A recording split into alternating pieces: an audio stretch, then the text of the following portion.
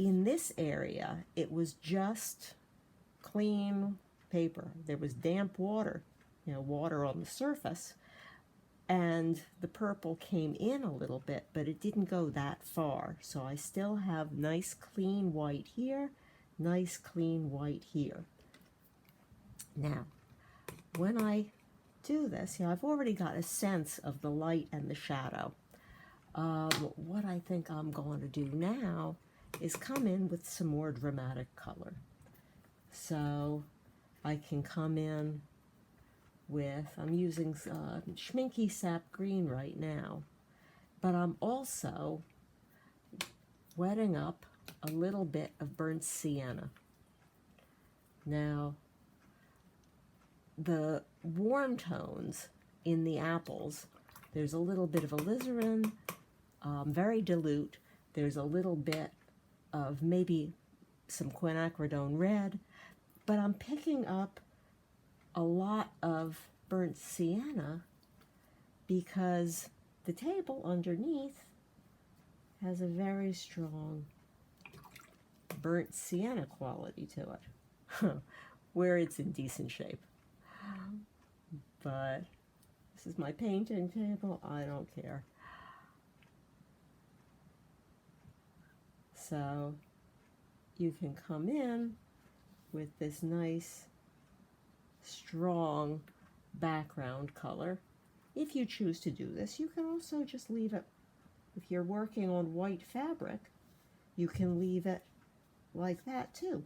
Now, I'm not scrubbing, and I can see the bluish, purplish, greenish colors coming around, coming through that sienna. Now I can fade things off if I want to just create that nice sense of atmosphere.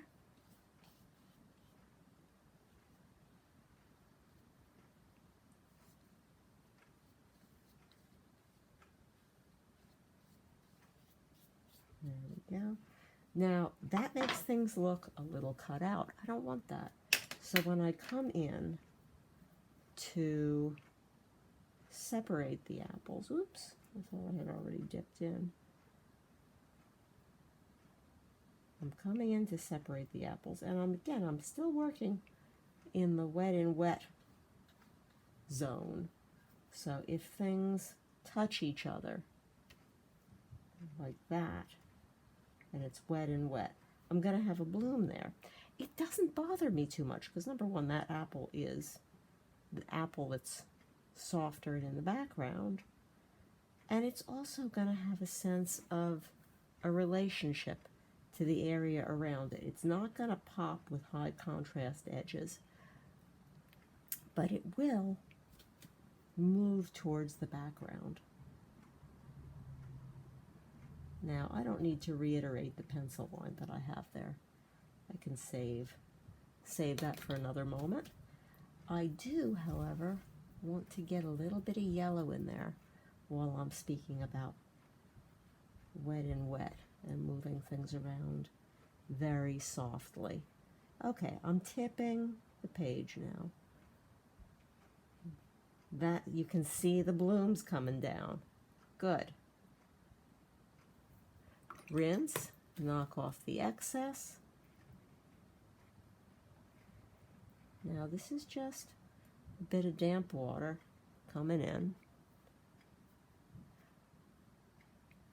When you do the shoulders of the apple, and this apple is actually in a slightly different configuration than when I first did the original layer.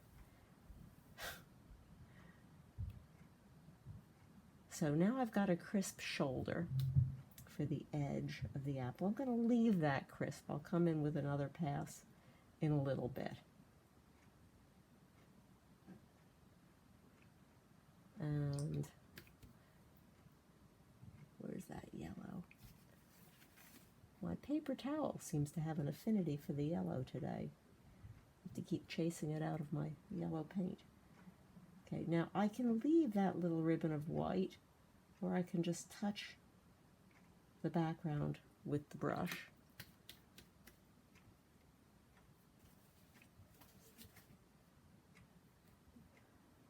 This bit of yellowy green, that's settled down enough now that I feel I can get away with putting that in there. Ooh, look at that bloom coming in. If that's too much, you know, it might be interesting to see it develop, but if it's too much, right now I can come in and drop in a little bit more sap green. Rinse, knock off the excess. Now there's quite a bit of moisture in this. I'm expecting blooms in that stroke. But I want a little bit of that sienna in here.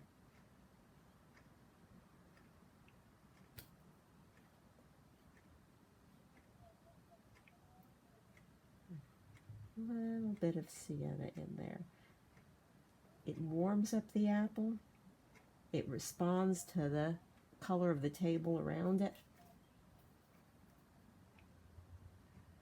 Another bit of sienna. Now, what I just did, I did a stroke up. It dropped a bunch of moisture. I said, no, no, no, no, no, no, no. And I came back the other way. And now I'm going to come back this way. Now I've got a hint of the sienna in there. If that green is too emphatic, rinse, knock off the excess. You can always come back in. Now I'm not just pulling it up right from there. I'm going to bring it round a little bit.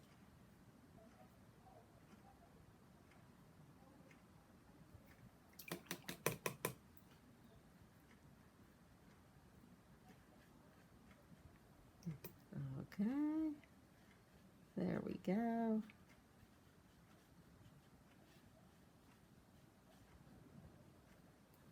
Now, I am going to tilt that, let it head south. Now remember, everything wet up here is also heading south if it's truly wet. Blot the excess. Okay, make sure you've got that excess. I see there's a little bit more surface water in there. I want to rock it a little bit. Okay, let it be soft. This is the one that's going to be up close and detailed. So I can come in to the apple that's closer to me.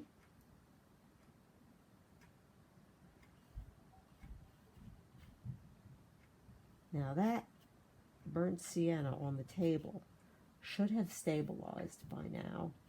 Not too wet.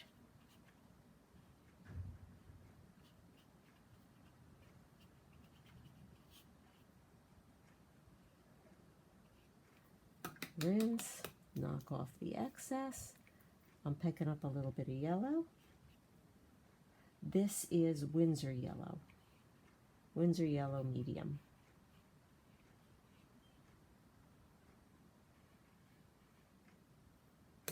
Meaning it's not Winsor lemon, it's not Winsor deep. Just a nice standard middle range yellow. Now, the configuration of the apple to my eye is tilted. When I first drew it, the well was up there. Now it's down here a little bit. So I'm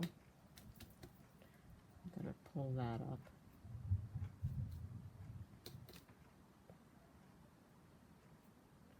And drop that down. Okay, the well is now officially down here. Don't erase into wet paint. Okay, it's not wet in that spot. Perilously close to it though. Why am I using this eraser? I am using this eraser not because this is a great art choice, but it's because my daughter took my other eraser and left me hers.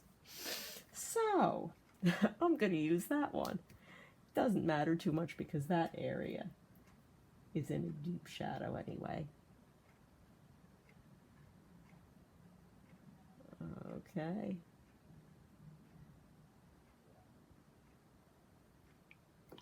Rinse, knock off the excess. I'm gonna make that a little bit deeper there. Now, let's get that a little soft.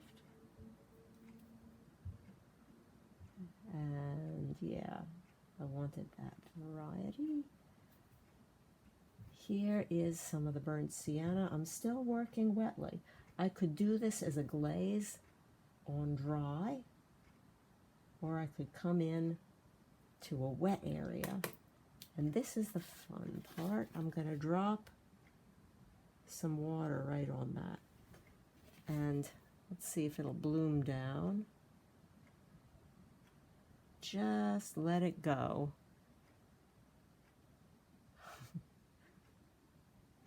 Let it push down. Now I feel like you can see how that warm tone on the apple goes from the light into the dark. That makes me happy. Okay, it's moving around a little bit, but that's okay.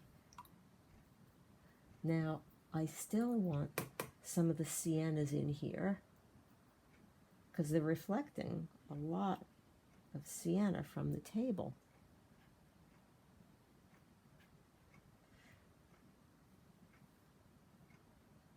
I want to work quickly. That color was not totally stabilized yet. It was down there. It was still a little wet. Let's see what we can do with this.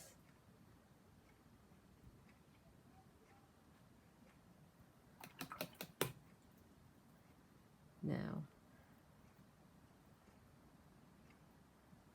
okay, you don't want to noodle around in a wet paint area too much, or you'll be doing lifts.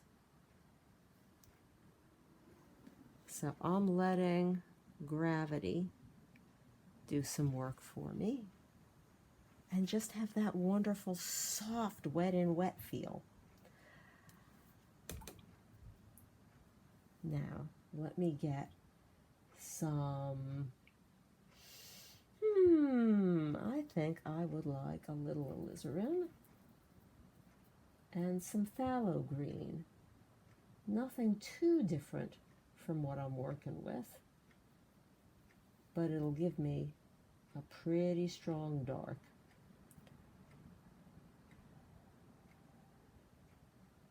And that way I can ground the apple. I can put a nice shadow where the apple is resting on the table. Rinse, knock off the excess. I'm going to move into a burnt umber now.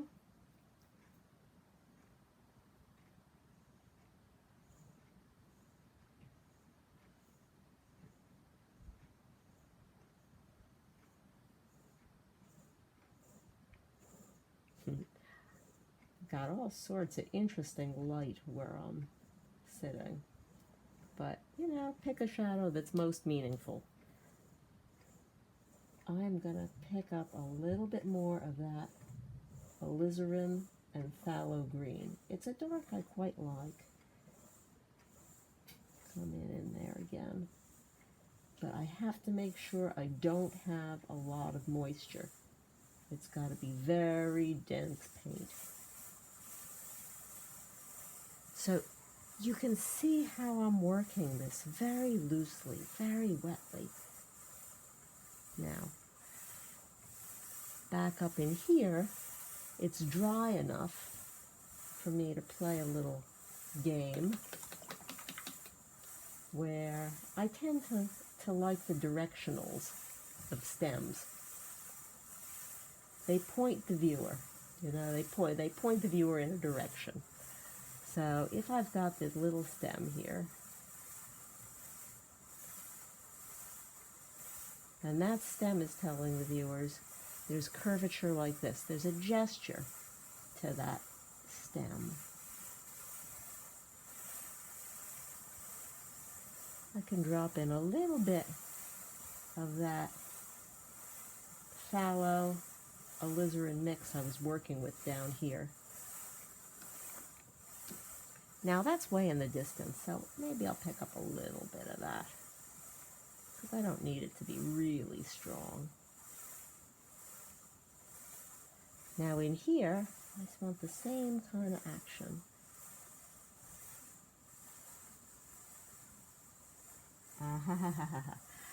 No, not right now. It's too wet. Hold on, I'm going to dry this off.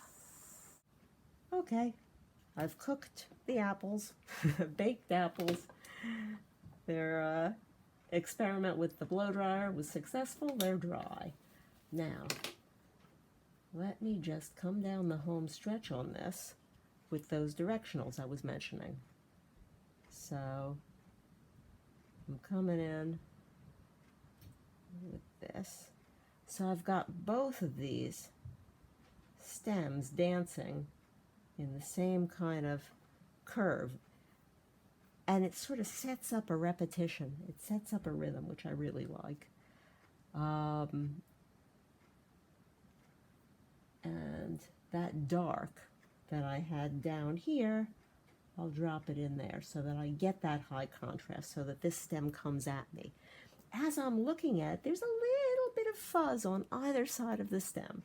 I have to decide if I really want to stress about that, because this isn't really the sort of painting that needs that. It's all loose and washy.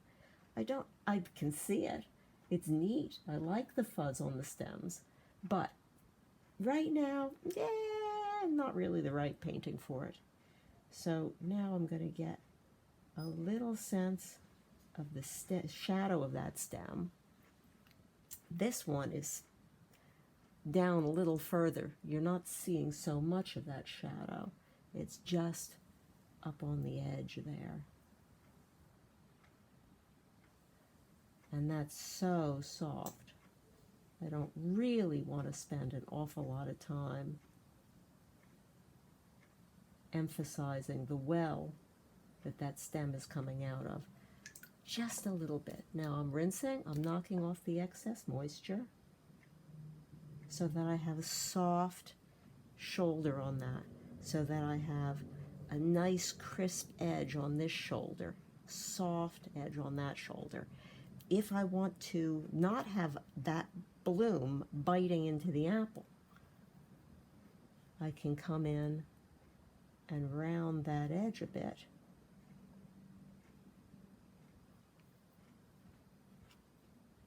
I think I'll move it out a little bit more. Rinse, knock off the excess, soften on the inside.